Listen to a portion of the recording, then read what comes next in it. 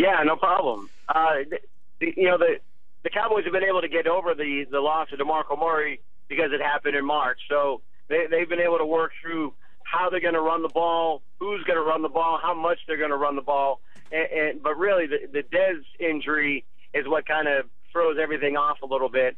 And now it's a situation where you look at Romo's past, he's made it work with less than household names, say, at receiver. Remember, before Miles Austin was a Pro Bowler, no one knew who he was. His first start, 250 yards in an overtime win against Kansas City. LeRon Robinson in 2011 leads the Cowboys in touchdown catches with 11. Patrick Creighton, 2007, filling in for Terry Glenn, he gets 50 catches. So Romo has made it work before when he's not had his top threat around. But Dez is a little different animal, and it's going to be interesting to see how the Cowboys pick up the pieces. In some ways, honestly, I think it'll be like their running back deal. It'll be a committee approach at wide receiver / pass catchers, I guess is probably the best way to say it. Well, and there's a lot of great names that you brought up from the past. Who is that guy this time that you think can step up and maybe be a surprise? Well, Devin Street is going to probably be the guy that moves into the starting lineup. Cole Beasley will probably play more snaps, but he's really their slot receiver and an effective one. So I'd assume that they'll move Devin Street into the starting lineup. He has 2 more catches than you and I have in his career so far. So there's got a lot of work that he'll have to overcome and prove to everybody that he can be the guy. But other guys that I think you'll see Tony look at, Gavin Escobar, tight end, second-round pick a few years ago, had a touchdown against the Giants in Week 1, played only 9 snaps, so I think you'll see him more involved. And then Lance Dunbar, running back, he'll be more involved in the passing game.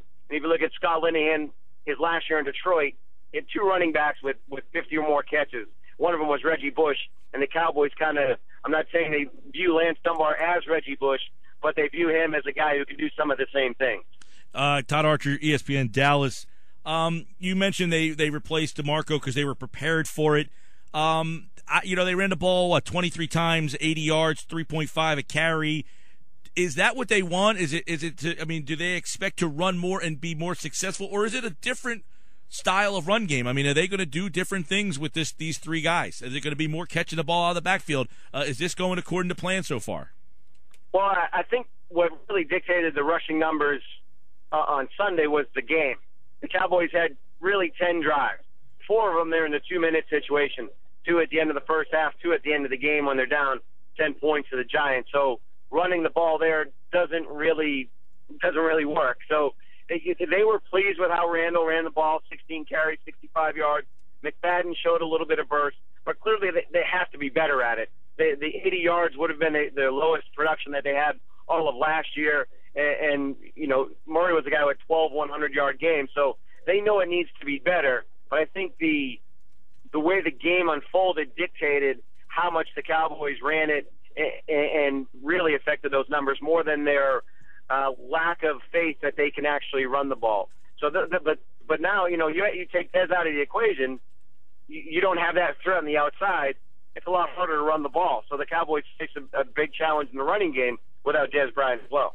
Yeah, no doubt about it. And Tony Romo, I thought they leaned on him a lot in the opening game against the Giants. I looked back at it, Todd. They threw the ball over 40 times only once last year. That was in an overtime game. So in game 1 without DeMarco, I don't know if it's a coincidence or not, but he went over the 41 that he threw against Houston in game 1 last year. And you wonder, without DeMarco and now Dez, they're going to ask him to throw more or try to balance it out a little bit more because they don't have Dez. I think that's going to be a very interesting and unique challenge for Philadelphia to try to find out all in the same, all in 1 week. Yeah, it's a fair thing to wonder. It's not. We don't have a sample size yet to really know how they're going to do it. But I'd also put in the passing stats that the Cowboys had. I think their running backs had 12 catches. Jason Witten was the guy who had 7 catches. So a lot of those throws that Romo had were safe underneath stuff that they were able to work in a way like a running game. So there's no doubt they have to lean on the running game more, lean on that offensive line. And they'll be without left guard Ron O'Leary this week, so that'll be another thing going against the Cowboys. But they know what Romo can do, but they know Romo's at his best when he doesn't have to do everything. And I think that's what they want to stay away from. But again, I think the status of the game against the Giants dictated how the Cowboys attacked, in part because they were trailing and they were late in the second half. Todd, let me flip to the other side where Hardy's out, McClain, and obviously Gregory now. Scandrick goes down. I mean, do they have what is the thought on the defensive side of the ball? Do they have I know the secondary, they thought they could get past Scandrick because they had some depth there. What about without Gregory now and then still not having Hardy? Is this a tough spot for Dallas to play Philadelphia so early in the year? Yeah, it absolutely is. And really, it would have been, had those guys you mentioned even been healthy, because as we've seen with Chip Kelly here in the first 2 years he's been with the Eagles, the first time around the Cowboys really they don't do too well against them. The pace of play really throws them off, and they don't execute very well.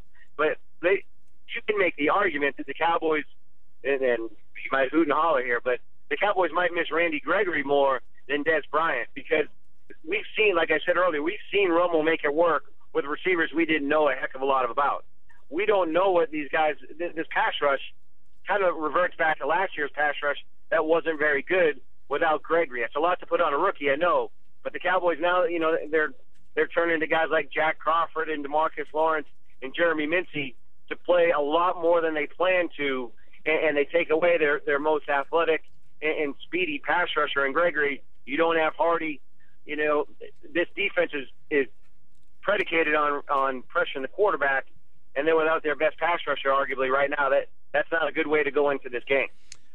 And he mentioned Jack Crawford, by the way, who grew up here and played high school football here. How dare him come back to haunt the Eagles? How dare him do that when we covered him and put him on his high school games here on 97.3. But, you're right. We'll see. I think it's really interesting because they got Gregory in the second round, and for him to go down like that and then not to have Hardy, it's going to really change the complexion of that defense. And then the second time these two teams play is early, too, where the last year they played Thanksgiving and later. You really were waiting to see what happens there. This NFC East could really have a lot of storylines written by the time we even get to Thanksgiving.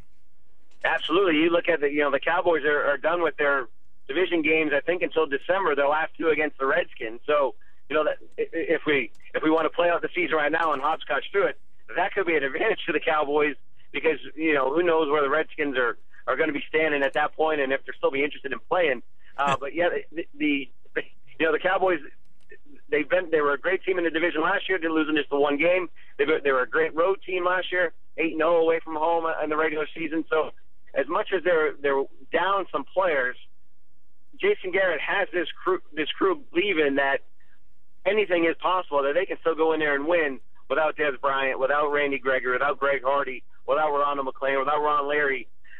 They might believe it, but I think if I'm going to pick the game right now, I'll pick the Eagles on That's Sunday. A lot of weapons there. And Ronald Leary with the groin injury, what's his status? Kind of an unheralded guy on that offensive line, which is maybe the best in football, maybe one of the best lines we've seen in a long time. Leary going to play? No, well, he's holding out hope. He did not practice today.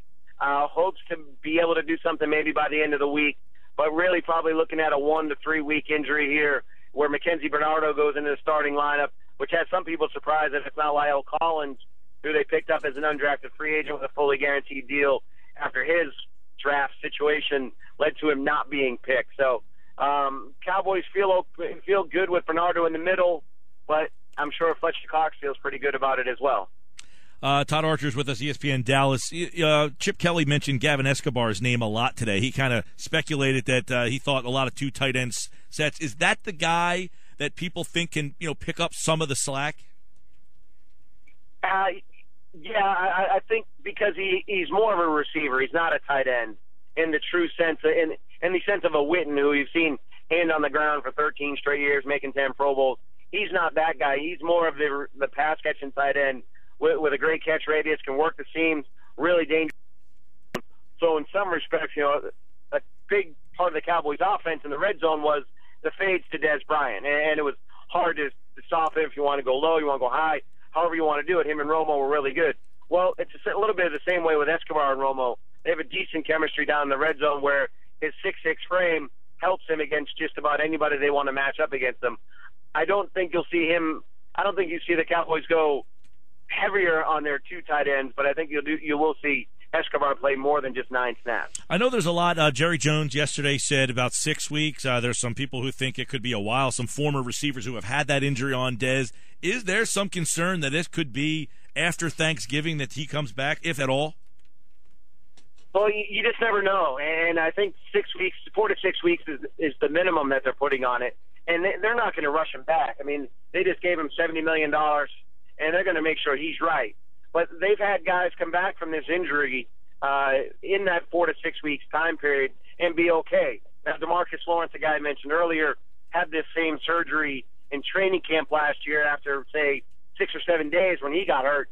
He missed the first 8 games of the season and probably could have been back a week or two earlier, but the Cowboys didn't want to rush him.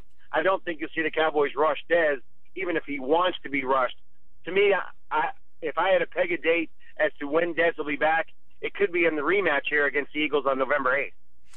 All right, Todd Archer, ESPN Dallas. We know it's an early big one. Normally, I think the last time these two teams played a September game was 2008. They have not done it too many times. I think 16 times historically. That's it between Philadelphia and Dallas before the early portion of the season. So this is a early matchup between the NFC East rivals, but it could really put the narrative on what could be a very interesting season. Todd Archer, ESPN Dallas, for the Dallas side of things here. We appreciate your time, Todd. You got it. Thank you.